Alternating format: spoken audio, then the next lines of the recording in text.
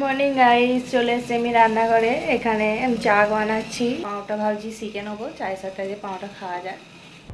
Hello guys, আজকে আমি first blog দিচ্ছি, তো তোমরা একটু আমাকে সাপোর্ট করো। এখানে দেখতেই পাচ্ছ আমি ভাতে রান্না করবো বলে চাল দিয়ে দিচ্ছি। তো আজকে আমাদের মেনুতে আছে, বেশি কিছুই নেই, এমন কিছুই রান্না করছি না আজকে। তো খুব সিম্পল রান্না করছি আজকে, ভাত, মুগের ডাল আর পটল আলুর তরকারি, বাস এতটুকুই।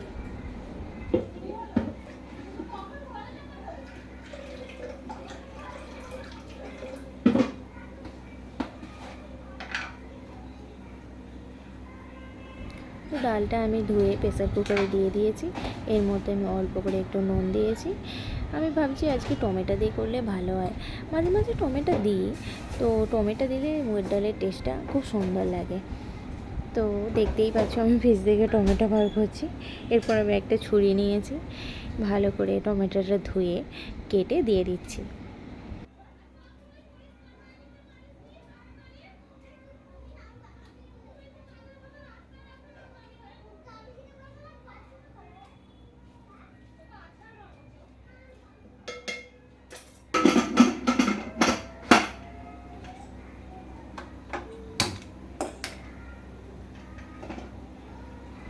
প্রেসার কুকার বসিয়ে দিয়েছি, একটা সিটিতেই আমার মুগের ডাল হয়ে যাবে, তারপরে আমি ফোড়ন দিয়ে দেবো।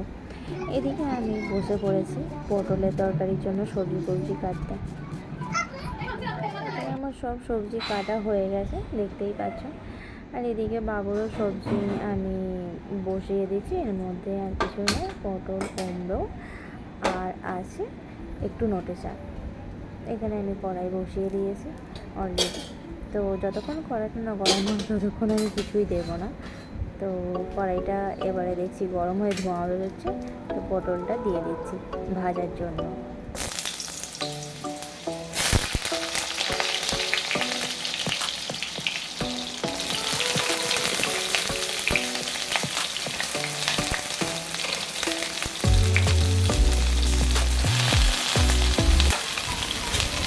পটলটা ভালো করে ভেজে নিতে হবে। তো আমি এখানে পটলে অলরেডি নুন আর হলুদ একটু দিয়ে দিয়েছি, কিন্তু আমি দেখাতে ভুলে গেছি ওই ক্লিপটা।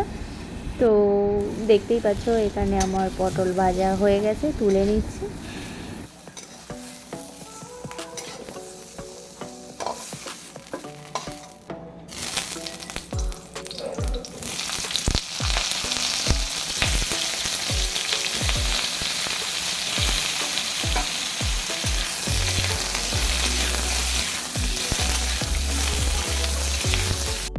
এরপর আমি কড়াইতে একদম অল্প করে তেল দিয়েছি আলুটা ভাজার জন্য।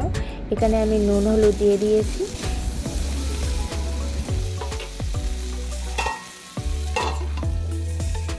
কড়াতে সামান্য তেল দিয়ে একটা তেজপাতা, একটা শুকনো লঙ্কা, দুটো এলাচ আর কিছুটা গোটা জিরে আমি এখানে ভালো করে ভেজে নিচ্ছি। এরপরে আমি পেঁয়াজটা ভালো করে ভেজে নেব। ভালো করে পেঁয়াজটা লাল লাল করে ভেজে নিয়ে যে আলু আর পটল যে অলরেডি আগে থাকতেই যে ভাজা আছে সেটা আমি ভালো করে কষিয়ে নেব।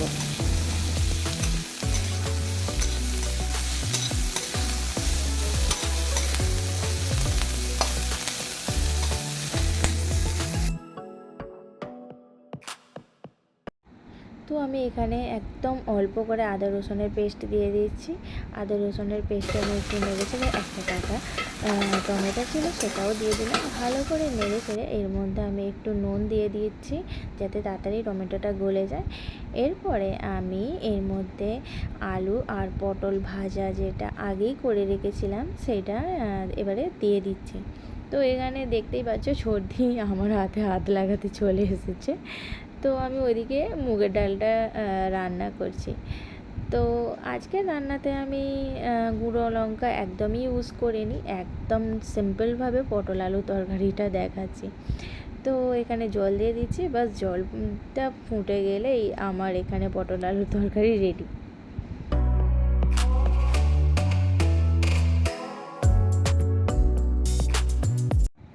এখানে আমার পটল আলুর তরকারি অলমোস্ট ডান। এখানে আমি 1 চামচ গরম মশলার গুঁড়ো দিয়ে দিলাম, বাস একটু নেড়ে চেড়ে দিচ্ছি। গুড ইভিনিং গাইস, আজকে আমাদের সন্ধ্যাবেলাতে হচ্ছে আলুর পরোটা।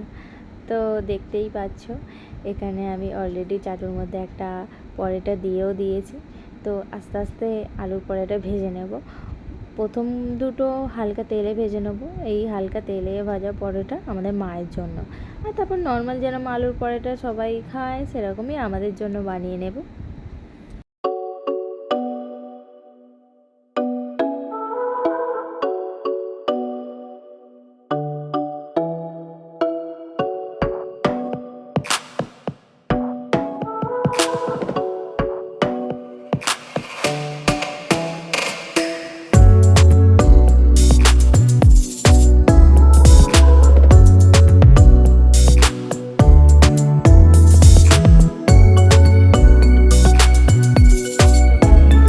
দেখতেই পাচ্ছেন আমার আলুর পরোটা হয়ে গেছে।